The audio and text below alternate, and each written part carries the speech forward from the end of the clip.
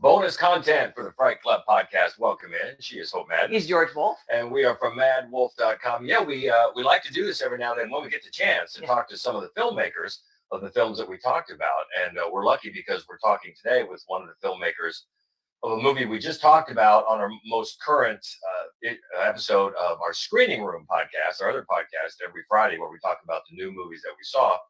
And we just talked about a movie that we both liked, and we get to talk to the filmmaker today of a movie called Dream Story. On VOD this week, a high society couple's marriage is tested when the husband discovers a secret erotic society and attends a masked ball, ignoring warnings of potential consequences after his wife admits having fantasies about another man. It's Dream Story. Yeah, so we get to dive in a little bit more detail with the filmmaker. Welcome from Germany, Florian Frerichs. Welcome. Hi, thanks for having me, guys. Thank you so much. Thank you. And you're outside. You were just explaining that you had to come outside because you weren't getting good reception. But there's a hidden gem in that. You're in a real historical site. You got to tell us about. Well, actually, I am at Studio Babelsberg, the largest studio facilities in Germany and in Europe. And what you see behind me is actually one of the infamous studios where they shot films like Metropolis and many of the Marlene Dietrich movies, and also newer films like Bridge of Spies or many of the Wes Anderson movies and Inglourious Bastards. Wow. Wow. That's got to give you some, that's got to get the creative juices flowing when you're walking around there. Oh yeah, absolutely. As it did when we actually shot parts of our movie here, Dream Story. Wow. That is fantastic. Yeah, we just got a chance to watch that in the last couple of weeks and enjoyed it. Congratulations. Thank you so much. We were wondering, I know that we're told that you have a fascinating story about why you decided to make a movie out of this novella. Mm-hmm. Well, actually, I was at a film festival in Budapest where I promoted my first feature film called The Last Supper.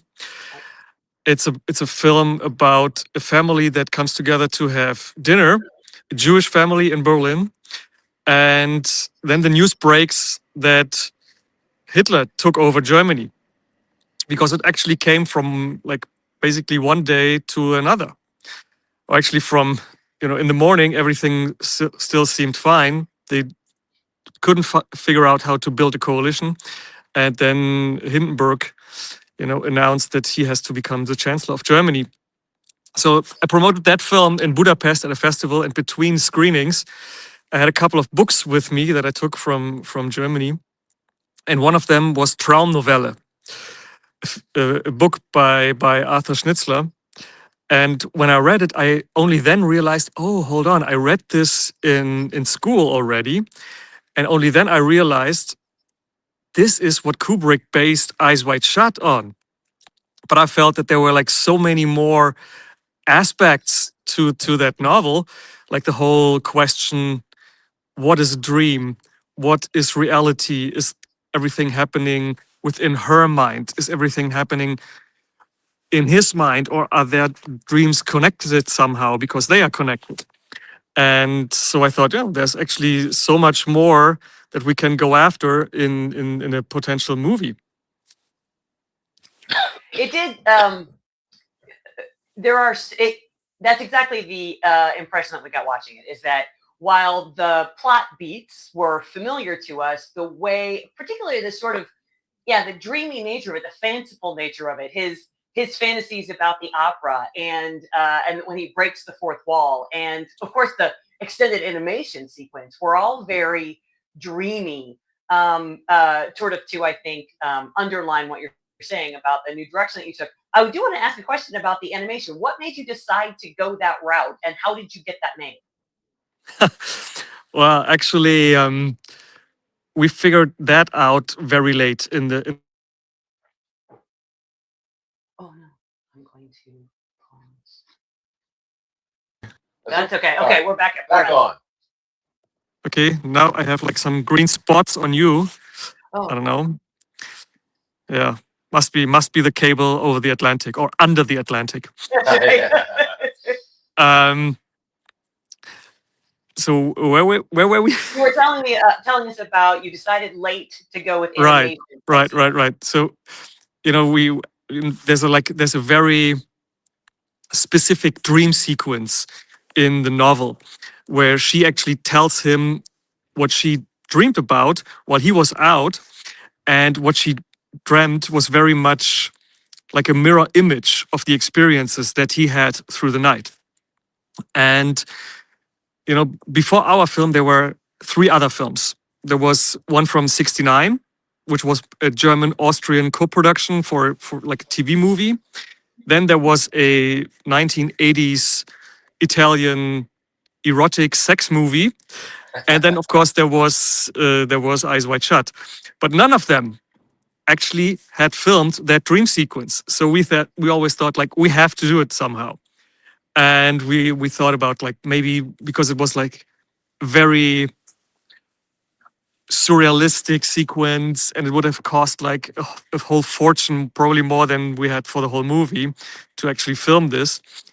And we thought about puppets, we thought about 3D animation, we thought about just doing storyboards, and we actually storyboarded the whole thing. And then generative AI came along. But back in 23, when we shot it, it was basically, there was no video AI. It was all still AI. And so we had our storyboards, and we took those storyboards and gave it to AI. And then we made like thousands and thousands of AI pictures.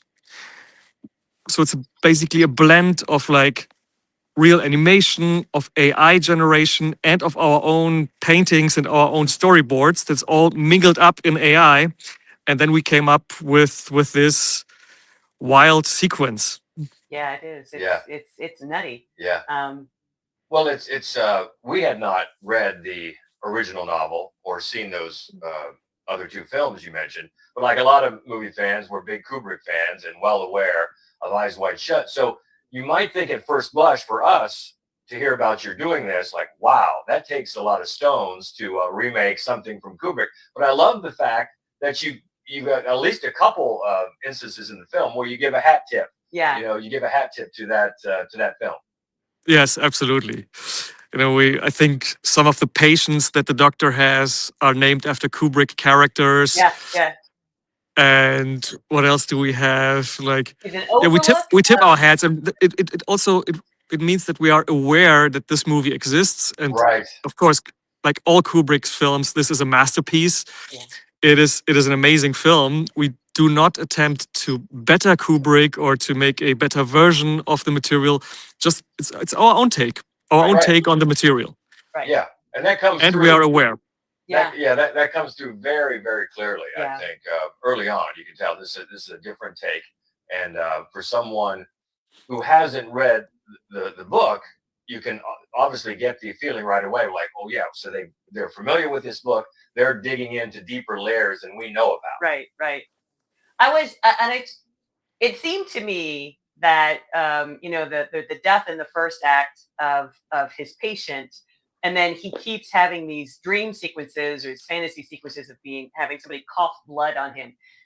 It made me think that a big part of this for him was like his own mortality, like that his wife has this fantasy of this other man, and has he wasted his entire youth in this relationship that wasn't what he thought? Did I make that up? Oh no, it's absolutely correct. Good. And this is also an aspect of the book that actually a patient has coughed at him, and back when this was written, having a virus or a bacterial infection could easily mean your death. It was before antibiotics, before modern medicine. It was just basically the starting point of modern medicine towards the 1910s or so, before World War I. And so while he's on his journey, thinking about what his wife told him, he's like, maybe I'm dead anyway in 2 weeks or so. Maybe I can do whatever I like now. Mm. So this is an aspect of his whole, of his whole journey. Yeah, and noticed too, it seemed to me that once he got into the secret society world, that the film leaned, as opposed to the Kubrick version, it leaned less into the actual orgy and more into horror themes. It seemed more, the stakes seemed more deadly. They seemed more palpable, I think, in your version. Yes, that's correct. Actually, as my friend Larry Kardish put it, when he first saw it, he said, "Well, it looks like John Carpenter had remade Kubrick." So, well, Hey, that's yeah, high praise. I feel honored somewhat to some extent. Yeah. Yeah. What made you decide that that was the route you wanted to take? A little bit more, lean a little bit more horror with it. Well, I think everything else has been done with the material. You know, the first movie was very intellectual. And then you had the exploitation sex version from Italy, and then you had the Kubrick film. You know, Right, it's a right. Kubrickian film, It is. and so this was our own take. And you know, I'm a big horror fan, and I'm a big fan of people like Carpenter or Cronenberg or even Lynch.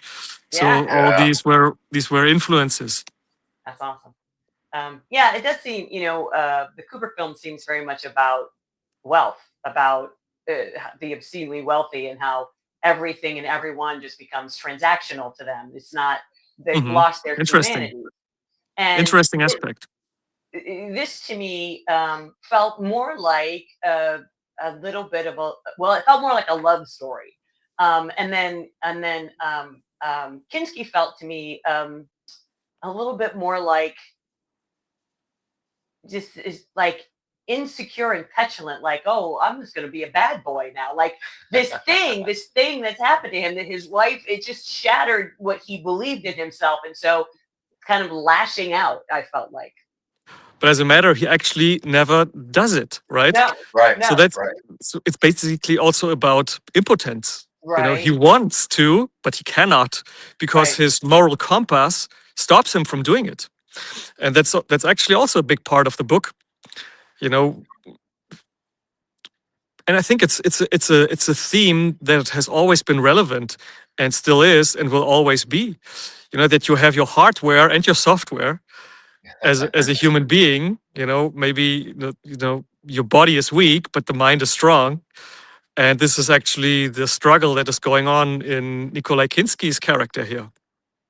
And you do sort of you reference that early when just before the flashback to the night at the S&M bar, she says it had been 4 months before that.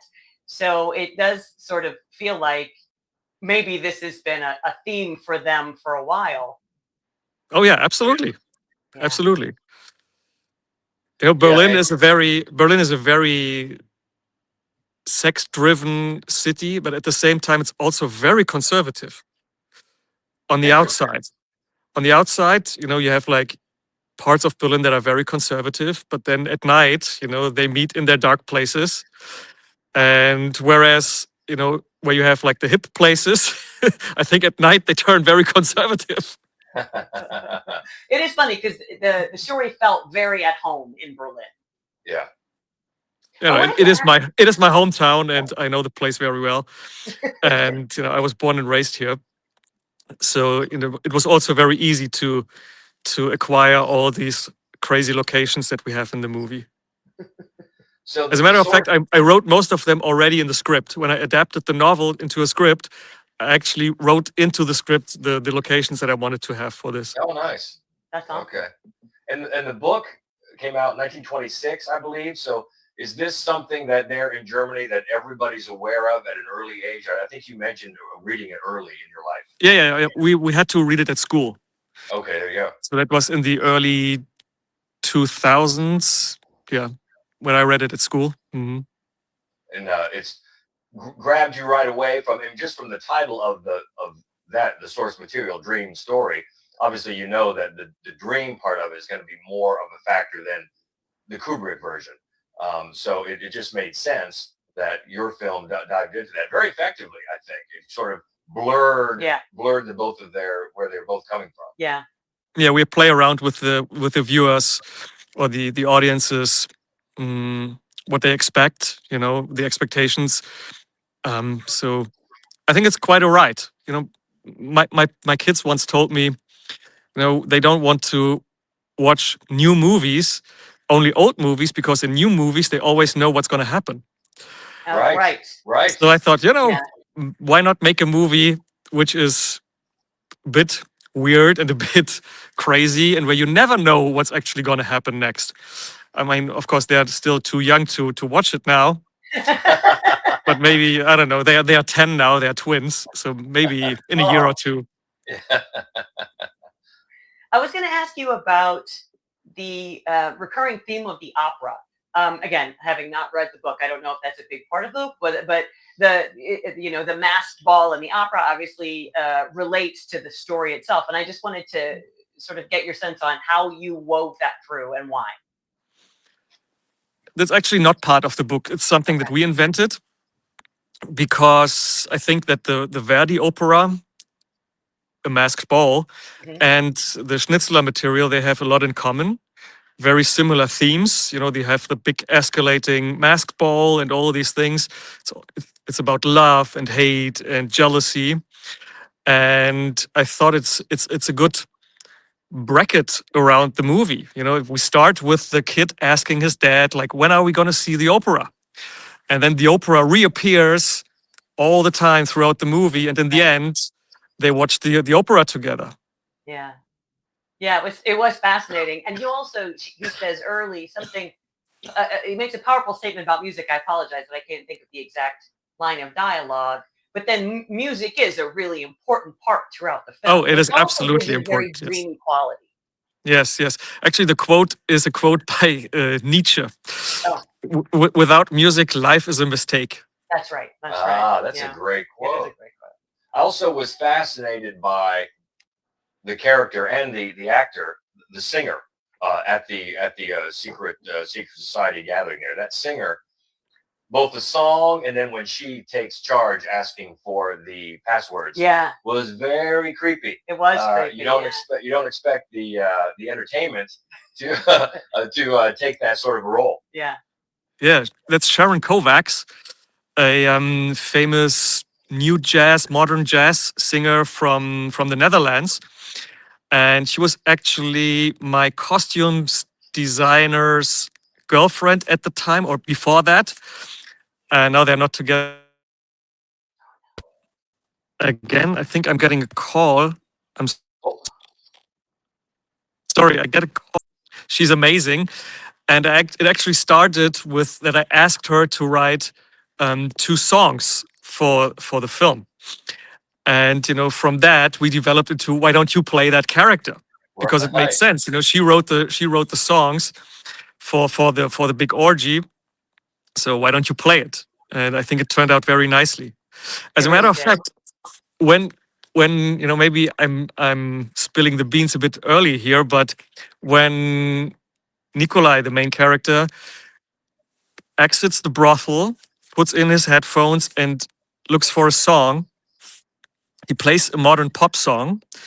And if you look closely on his iPod or on his iPhone, he's actually choosing Sharon Kovacs. Oh, that's awesome. And what she sings about is what's going to happen in the second part of the movie. She's singing about sacrifice and about a girl that is sacrificing herself and so on.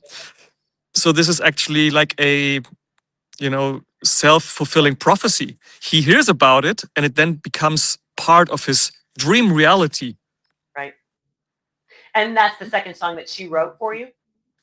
Yes, it's actually the first song that she wrote for us, and then she wrote the second song for this orgy. Mm-hmm. Yeah, she's great. Not only a great singing voice, but when she speaks, very, very commanding. Yeah. Has she done much acting? No, it was her first role. Wow. Wow. Yeah, it's very impressive. Oh, well done. Yeah. Yeah, she's very cool. How did you go about finding this cast? Well, most of them are actually family and friends. Okay. But most of my family and friends are kind of professionals in this industry. So there are lots of singers in it. Also, the singer who sings in Yiddish in the bar. Right. That's another Sharon. That's Sharon Brauner. Wow. She was also the star in my first film, The Last Supper, Okay. and the guy who plays the pianist. That's one of my best friends, Bruno Ayron, He was funny. and yeah, he's great, very funny guy. And Nikolai Kinski, we've been friends for more than 10 years actually. Wow. I met him at a I think at a party 12 years or 15 years. I don't know, I think it's actually longer. Probably 15 or 16 years ago that I met him at a party and told him about my my idea that I had about a Herzog Kinski meta film in which Kinski comes back to Earth and Werner Herzog shoots a movie with him, which I now turned into a novel actually, and I think it's been released in America and it's being released in Germany. I think this October. What's it called? What's the title? It's the title is called "They Will Claim That I Was Dead." Gonna Love get it. it. Gonna Love get Yeah, it get right it. now. I think maybe we talk again after you read that book because it's pretty bonkers.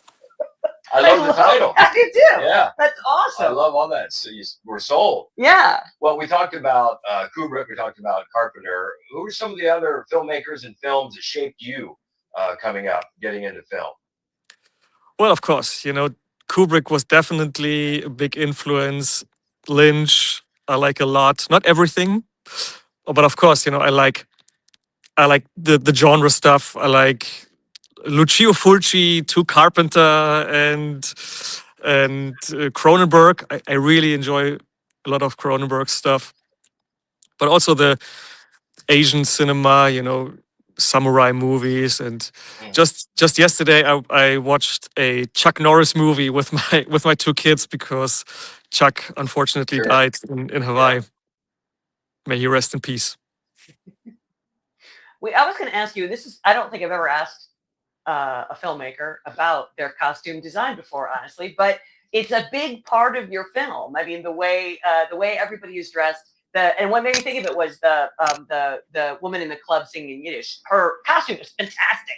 But then also the prostitute with the red coat, everything from top to bottom. I mean, they were so well matched with the characters. They sort of announced who the character was before you got to know them. And I was curious about your costume design. Well, I think that I like to use everything at my disposal to actually tell a story. No matter if it's costumes or set design or sounds or every little detail that we have. I try to utilize it as a story instrument. And for that reason, I also work together with very distinguished people. In this case, Itamar Sechoval, who's been my costume designer of choice forever on everything I ever did. He actually comes from doing stage costumes. He did costumes for Marilyn Manson, for Rammstein, for some bigger German gigs. He's Israeli, but now lives in Portugal. And we actually met at a punk rock concert here in Berlin. Nice. He's amazing, and he's the most joyful guy you can ever imagine. Yeah. I love, and you could see a theatricality. I could see where he comes from the stage. The costume design had a real theatricality, which I think played well in the film. Yeah, they looked great. Everything looked so great. Thank you. Yeah, and one of the things we always talk about in talking about movies is how the choices made by directors and the things you see in movies are very, very deliberate choices made by the director. So the choice to break the fourth wall. Yes. What went into your thinking there? Because we have in the novel so much inner dialogue. Like really, maybe half of the book is inner dialogue. And to at least save some of it into the movie, we decided let's break the wall. Yeah. It seemed to me And to work really actually well. get it, like break it and be in that moment for just one instance and then switch back again and never return to breaking it. Yeah. I was just going to say, I think that's why it works. Where you placed it, so we're fully entrenched in the film by the time he does it. And then it's not like a gimmick that goes throughout. It's like sort of the when he imagines he beats up those guys in the alley, or the opera fantasies that he has. It's like you build more and more on the idea that maybe this whole thing is in his head. Yeah, I thought it worked really well, but it also did seem a risky choice. Well, thank you. Oh yeah, because that's the kind of a choice where, all right, a very deliberate choice was made here. Yeah. So but it did work for sure. So all right, so Dream Story. If you actually look closely, this scene is done in the same set as where he gets into this fight and where he meets the prostitute. So this is all kind of, the day mirrors his experiences of the night to some extent. Yeah. See, extremely deliberate. Yeah. And well done. So what's next? What do you plan? You're there at the very famous on the very famous grounds. What's your next project? Well, I'm working on several different potential movies. We're working on one kind of Tarantino-esque gangster comedy set in the underbelly of Berlin. Then I'm also working on a serial killer movie. so all very genre-like. And probably the serial killer movie will be the next one because it's probably the cheaper one. And I'm also working for other companies, developing scripts for them and with them. So we have one which is about the occupation of France during World War II. So yeah, I'm quite busy in writing these days. I guess so. Yeah, sounds like it. And you had time to write a novel, so that's exciting. Honestly, I can't wait to get a hold of that and read it. Actually, I wrote it during COVID because there was not much else going on. Right. That is when I wrote my first novel, in fact. So yeah, it was a good time for that. Now, are these projects adapting other source material like this film, or are these all original scripts? No, these are all original scripts. Yeah. And The Last Supper, that was the original script as well? Yes. And Together that's with streaming.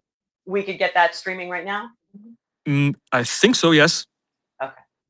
We'll verify that. We'll double check it and put the access. Probably on Amazon, I think. Right. Well done. This was one that we were, when we went into it, a little bit, like I said, a little bit trepidatious about it. Like, oh, someone's going to redo Eyes Wide Shut, because again, we didn't know about the novel. We didn't know, so there you go. You're not really. No. While at the same time acknowledging. No, we're not redoing Eyes Wide Shut. No. We're just redoing the novel. Right. As a movie. Exactly right. Yeah. We enjoyed it. We talk about it more in depth on our other podcast, The Screening Room, this week, because we had a chance to see it this week. Yeah. But awesome. By all means, check it out. Streaming now.